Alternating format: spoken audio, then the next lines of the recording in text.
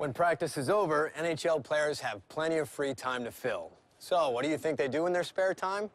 While these guys may seem like they pass the time pulling trucks or chopping down trees, hockey players aren't all that different from you and me. Only these guys have better toys to play with. Imagine butterfly goalies learning how to butterfly shrimp.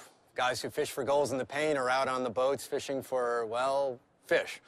As a matter of fact, NHL players are a diverse group with interests as varied as their accents and backgrounds. Try to keep up with me.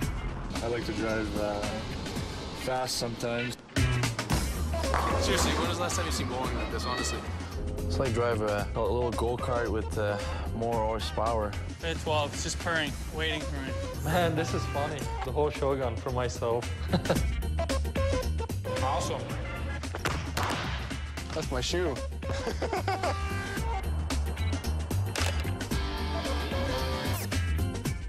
That's a wrap. For some NHL stars like Simon Gagne and Vincent Lecaviler, nothing revs them up like a classy set of wheels. I love sport car, and I always want to buy a sport car. I had a Porsche before, and I was looking to buy something else, and I went and did some test drive, and it will be tough to find something better than a Lamborghini. I thought it looked pretty cool, and when I bought it, the wheels were already on it, and I love the wheels. I love cars, I love to go fast, and I'm still very careful. I'm not crazy in a car, but you know, sometimes when it's a straightaway, I like to go fast. Look very good when you go slowly with it. You have a chance of people to look at it. I had a Ferrari before this, which I really enjoyed, and I'm hoping that my next car will be that. Pretty fast, and they're pretty loud, so I enjoy driving them. It's always good to take it for a spin. Not every NHL player takes joyriding so seriously. Ladder, your car looks a little old. Like it's been around for a while. It's a veteran car. Eric Staal and teammates Andrew Ladd and Dennis Seidenberg enjoy trading paint on the small track as a fun escape from the rink. Oh, I'm getting closer. Robin's racing, that's what they say. So, you know, if we have, you know, an afternoon to just kind of relax, it's something to do to get your mind off hockey and have some fun and, you know, just enjoy beating up on each other.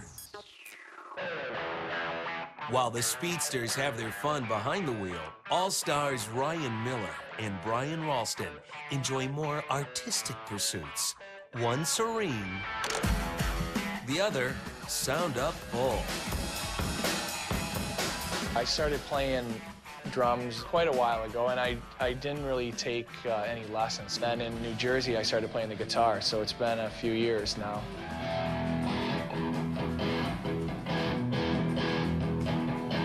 I picked it up and stuck with it, and you know, it's a lot of fun. It's a great release for me.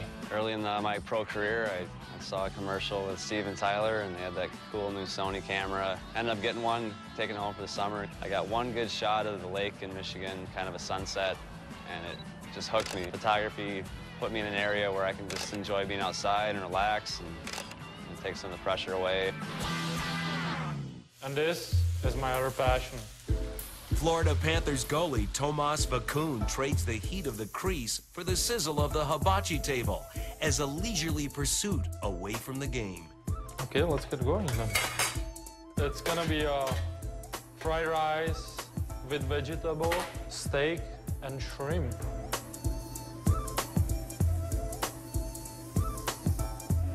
Special Japanese sauce.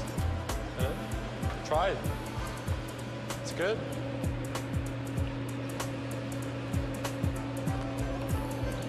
Perfect. I should be working here. Sometimes the best recipe for relaxation away from the rink is getting your kicks with another sport. This is how I train in the summer, actually.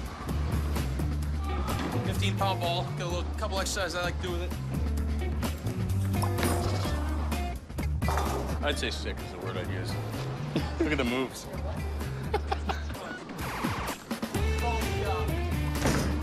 Strike through the legs.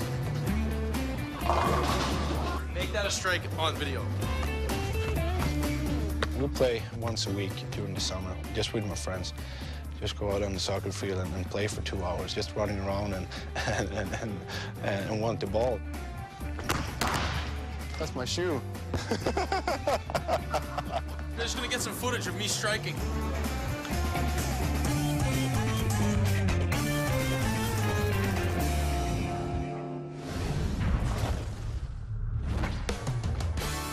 Some NHL players have more tranquil pursuits passing time away from the game. They'd rather play outside. Phoenix captain Shane Doan grew up on a ranch in Alberta, where he found his love of horses and the great outdoors. Say hi, Bucky. Hello. It sounds hickish, and I guess you can't really deny that it is, but yeah, I had the opportunity, I could ride my horse to school. So we did. I could beat the bus, the school bus, because we were the first ones picked up, so we would do that once in a while. When I was like 14, 15, I could ride better than I could play hockey when I was like that age. My sister and I used to teach vaulting. It sounds really funny to say, but it's like gymnastics on horses, like doing backflips off them and doing stuff like that off horses. And the tights were optional, and so I took the option on the tights. No, we didn't have any tights. When you're out with them, you really aren't thinking about too much else. Like you get on, you start riding, you're doing something, you go out in the desert. If I take my kids out in the desert, it doesn't matter if you got a hat trick the night before or if you were -5. It doesn't really cross your mind either way, one way or the other. So I think that's probably the thing I enjoy the most. The Rocky Mountains is where you can find Avalanche defenseman John-Michael Liles.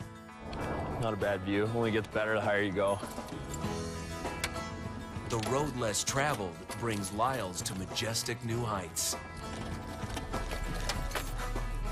Try to find the least bumpy route up. I've always loved Jeeps, and my rookie year in the NHL, I had one. And then started off-roading out here in Colorado. It's not as much of an adrenaline rush as like a skiing or mountain biking or something like that, but it's still pretty fun.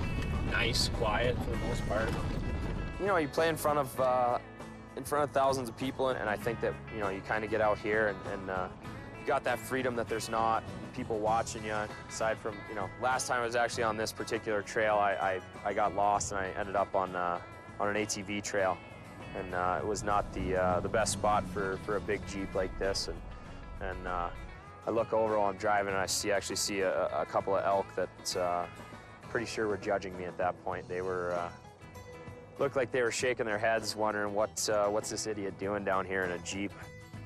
The challenge, I would say, it's to keep the Jeep in one piece. Drive shaft's still there, so that's always good. You're gonna be able to go places.